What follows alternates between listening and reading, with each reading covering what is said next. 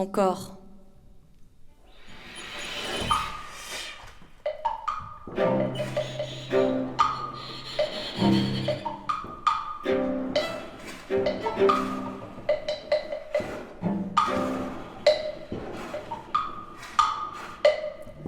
Son secret.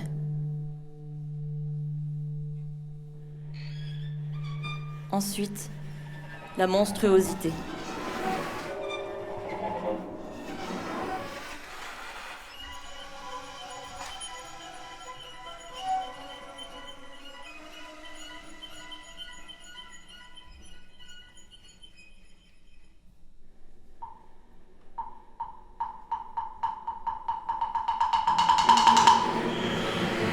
Son corps.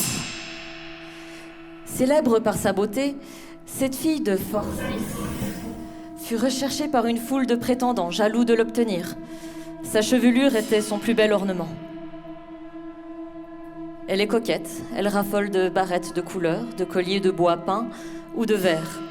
Elle aime porter de jolies robes, des soquettes brodées. Apprenez que Méduse brillait jadis de tout l'éclat de la beauté, qu'elle fut l'objet des vœux empressés de 1000 amants. J'ai connu des personnes qui l'ont vue et qui rendent ce témoignage. Les images apparaissent toujours déformées, qu'il s'agisse du barbare, de l'esclave, de l'étranger, du jeune, de la femme, parce que toujours construite.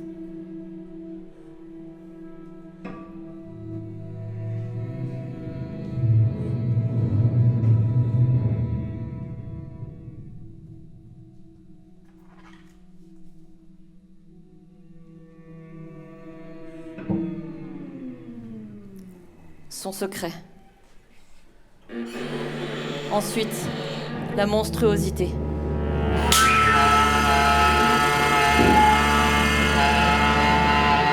Sous les flancs du froid, dit le héros, il est un lieu que d'affreux et longs rochers rendent inaccessible.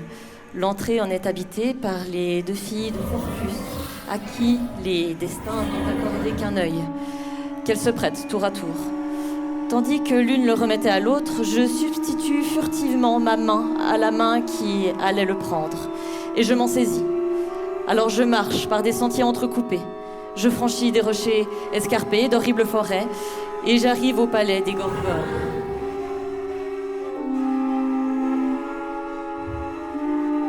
Yeux miraculeux et les yeux de douleur, le corps de gloire et la chair profanée, déjà en voie de pourrissement.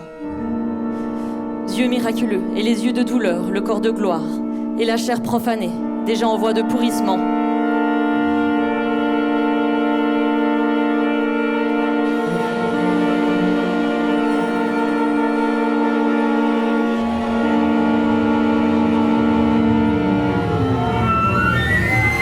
Son secret.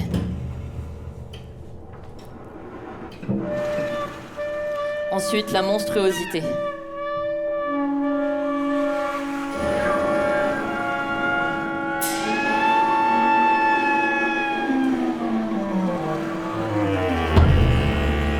Le descendant d'Agénor raconte qu'au pied de l'Atlas glacé s'étend un endroit protégé par un rempart de rochers imposants. Dans l'entrée habitaient 2 jumelles, filles de Forsyth, qui se partageaient l'usage d'un seul œil, qu'elles se passaient l'une à l'autre. Persée l'avait dérobée habilement en mettant sa main à la place de celle d'une des sœurs. Puis, par des chemins retirés et inaccessibles, franchissant des rochers couverts d'âpres forêts, il avait atteint les demeures des Gorgones. Masque ou personne entier, elle a de longs cheveux noirs qu'elle tresse en natte, ce qui reste chez les poètes.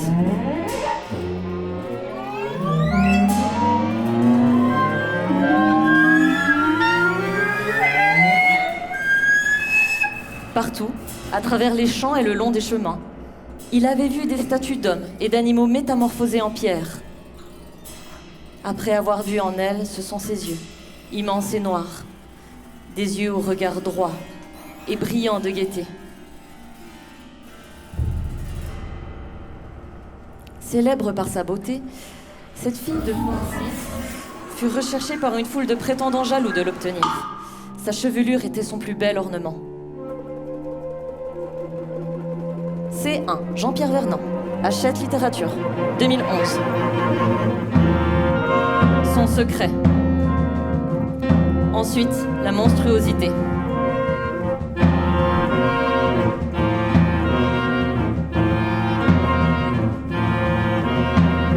Elle est coquette, elle raffole de barrettes de couleur, de colliers de bois ou de verre. Elle aime porter de jolies robes, des soquettes brodées.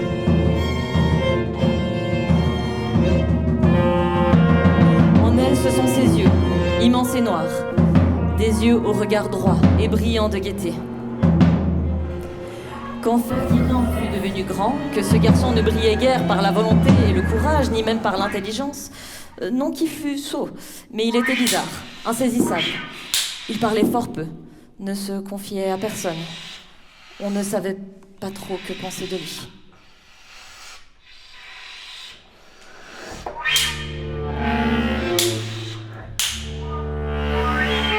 C'est une petite fille d'une 8aine d'années, toujours enjouée. Son corps, tombeau vivant. Son corps, tourment et ténèbres. Ce fut à l'adolescence que ces feux éclatèrent dans son corps et qu'ils lancèrent jusqu'à son cœur leurs flammes noires.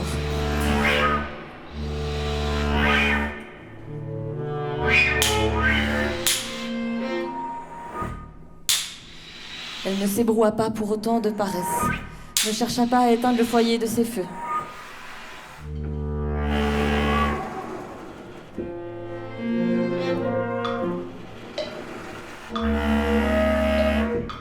Il se laissa tourmenter par ces assauts de maladive concupiscence. Il subit passivement la souffrance de ne pouvoir l'assouvir. Ce désir était aussi impérieux qu'impossible. Cela, Ferdinand le sentait. Longtemps il résista. Il s'efforça de tromper ce besoin qui lui tenaillait la chair. D'abord dans la solitude, puis auprès de femmes qui ne s'encombraient pas de pudeur et n'exigeaient nul sentiment. Mais son désir ne se laissait pas si aisément duper. Son désir savait exactement ce qu'il voulait, quand bien même sa propre conscience, tout embrumée au fond de sa paresse, n'y comprenait rien et échouait même à sonder la profondeur et l'ampleur de cette faim.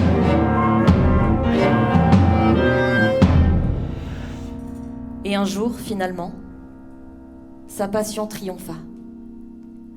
Ferdinand s'empara du corps de jouissance dont il avait si longtemps rêvé.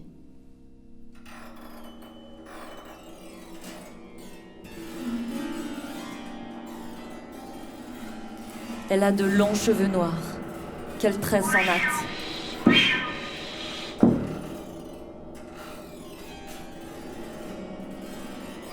Son corps. Apprenez que mes yeux brillaient jadis de tout l'éclat de la beauté, qu'elle fut l'objet de vœux empressés de 1000 amants. J'ai connu des personnes qui l'ont vue et qui rendent ce témoignage. Son secret. Une double légende auréole cette vierge et martyre de Syracuse. On dit qu'elle eut les dents et les seins arrachés, puis qu'elle fut condamnée au bûcher. Mais comme les flammes refusaient de la consumer, on lui trancha la gorge. On dit aussi qu'elle s'arracha elle-même les yeux.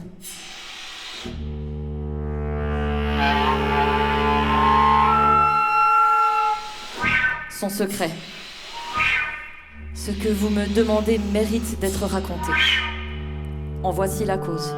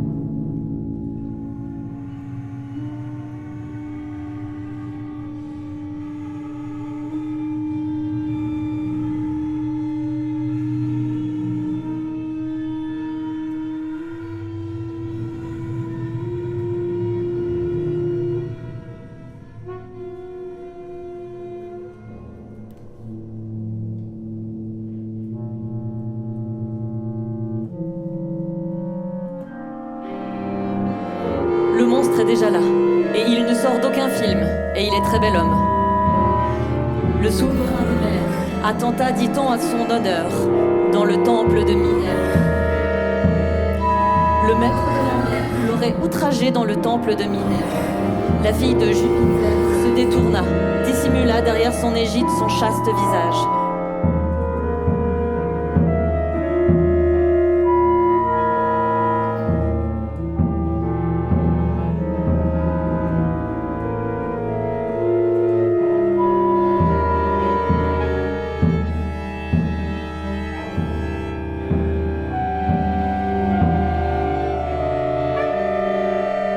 Mais c'est à Gorgo que ce rôle est surtout réservé.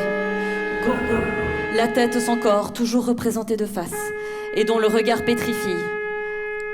À l'origine, la Méduse, la seule mortelle des 3 Gorgones, tuée par l'habile Thésée, qui a su éviter son regard, et ne cessera de brandir cette tête toujours dévastatrice.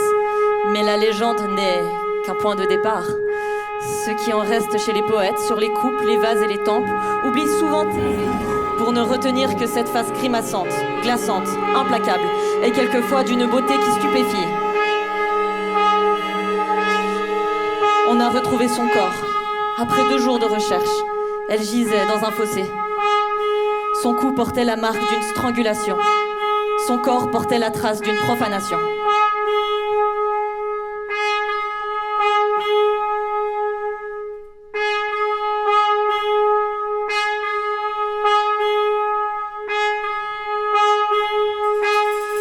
Par référence au même modèle, le citoyen adulte.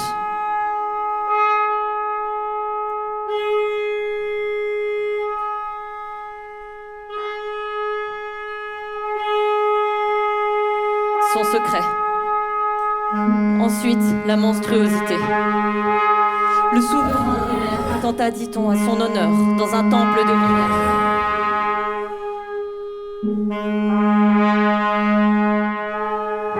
Son secret, une obscure alchimie qui soudain a transformé l'enfant en jeu et cocktail. L'a altéré.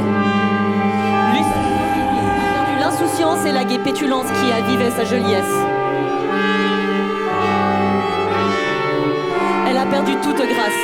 Elle a troqué son regard droit, plein de confiance, et ses clairs fous rires contre des regards en biais et des éclats de rire mauvais. Sa minceur est devenue maigreur. Sa sveltesse et les vifs ondoiements de ses gestes ne sont plus que souplesse d'Orvet et mouvements onduleux de chétive renarde. Sa mère ne dit plus d'elle. Ma fille est un vrai courant d'air de printemps. On risque le rhume à tout instant à la voir ainsi gambader en tous sens. Sa mère, déçue dit à présent, ma fille est un aspic qui vous file entre les doigts et qui pique si on ose l'approcher. Je ne sais vraiment plus par quel bout la saisir.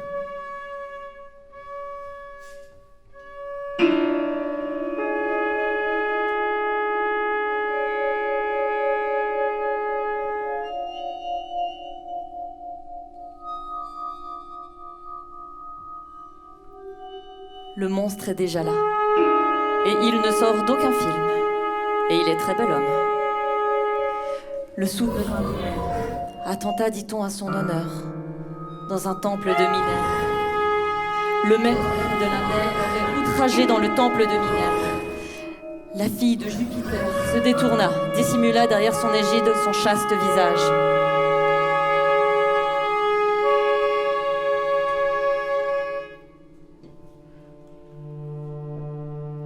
B. Sylvie Germain, édition Gallimard, 2015.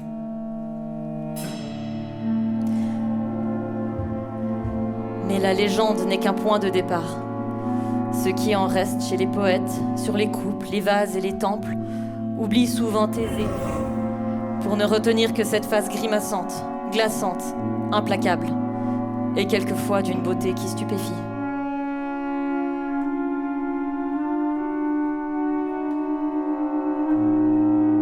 A2, traduction et notes de A.M. Boxus et J. Pouvet, Bruxelles, 2006.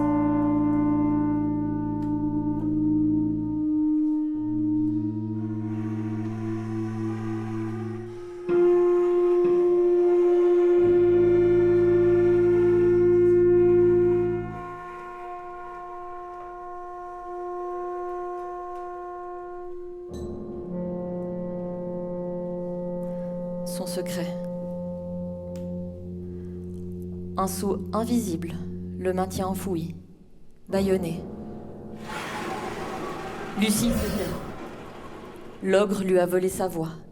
Il a mis sous verrou les mots de l'impossible aveu qui la tourmente tant. C'est qu'il règne sur elle par la douleur et par la peur.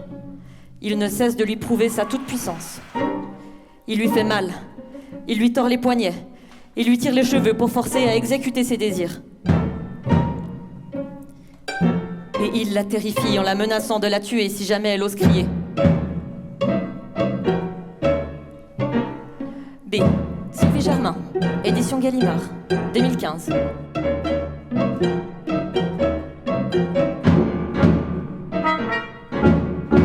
C1. Jean-Pierre Vernant, Hachette Littérature, 2011. A2. Traduction et notes de A.M. Boxius et J. Pouvet, Bruxelles, 2006. C2. Page 138-140. Marchand Jacqueline, Jean-Pierre Vernant. In. Raison présente numéro 77. Premier trimestre 1986. Rationalisme et politique. C'est une petite fille. La fille cadette. C1. Jean-Pierre Vernant, Hachette Littérature, 2011. Le monstre est déjà là, et il ne sort d'aucun film. Et il est très bel homme. Le souverain des mers attenta, dit-on, à son honneur, dans un temple de Minerve. Le maître de la mer, régé dans le temple de Minerve. La fille de Jupiter se détourna, dissimula derrière son égide son chaste visage. A2. Traduction et notes de A.M. Boxius et J. Pouvet, Bruxelles, 2006. Mais y aurait-il vraiment jugement? Se passait-il encore des choses sous la terre?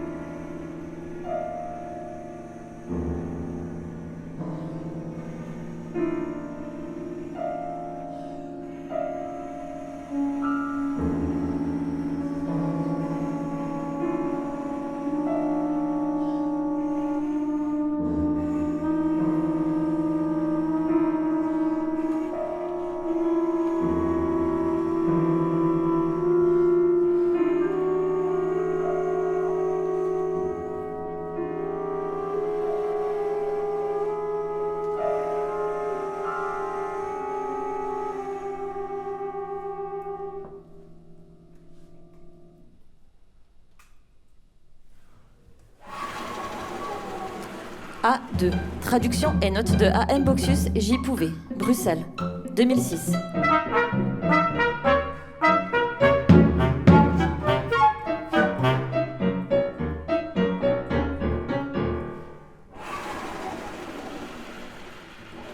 A1. Traduction légèrement adaptée de G.T. Villeneuve, Paris, 1806.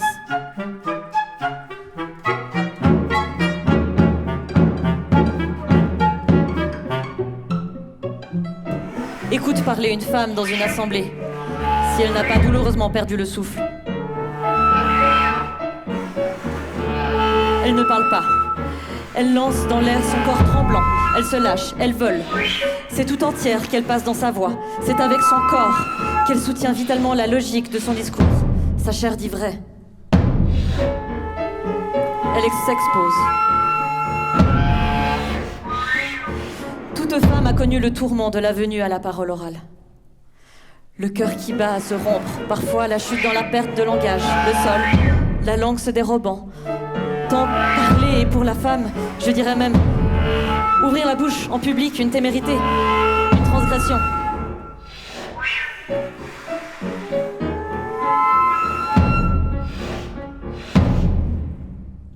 Double détresse.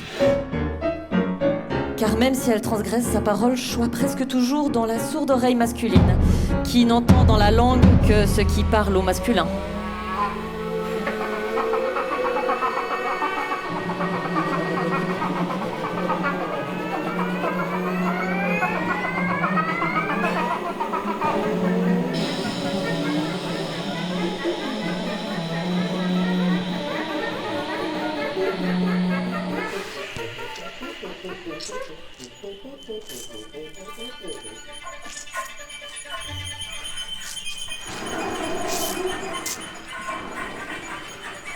A2. Traduction et notes de A.M. Boxus et J. Pouvet. Bruxelles, 2006. A1. Traduction légèrement adaptée de G.T. Villeneuve. Paris, 1806.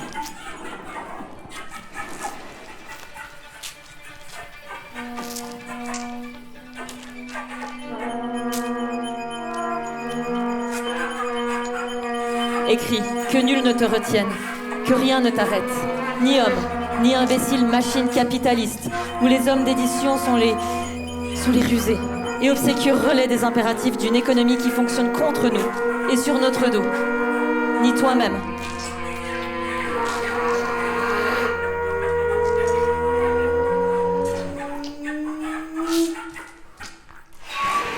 C1.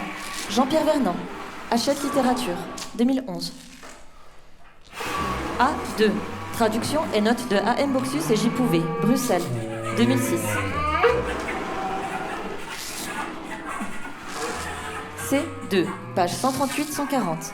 Marchand Jacqueline. Jean-Pierre Vernant. In. Raison présente numéro 77. Premier trimestre 1986. Rationalisme et politique. Écrit. L'écriture est pour toi. Tu es pour toi. Ton corps est à toi. Prends-le. Je sais pourquoi tu n'as pas écrit et pourquoi je n'ai pas écrit avant l'âge de 27 ans. Parce que l'écriture, c'est à la fois le trop haut, le trop grand pour toi. C'est réservé aux grands, c'est-à-dire aux gros hommes. C'est de la bêtise. D'ailleurs, tu as un peu écrit, mais en cachette. Et ce n'était pas bon, mais parce que c'était en cachette. Et que tu te punissais d'écrire, que tu n'allais pas jusqu'au bout. Ou qu'écrivant, irrésistiblement, comme nous nous masturbions en cachette. C'était non pas pour aller plus loin, mais pour atténuer un peu la tension, juste assez pour que le trop cesse de tourmenter.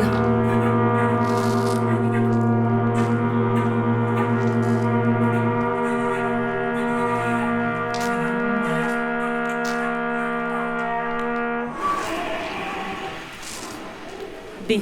Sylvie Germain, édition Gallimard, 2015. B. Sylvie Germain, édition Gallimard, 2015. C1. Jean-Pierre Vernant, Hachette littérature, 2011. A1. Traduction légèrement adaptée de G.T. Villeneuve, Paris, 1806.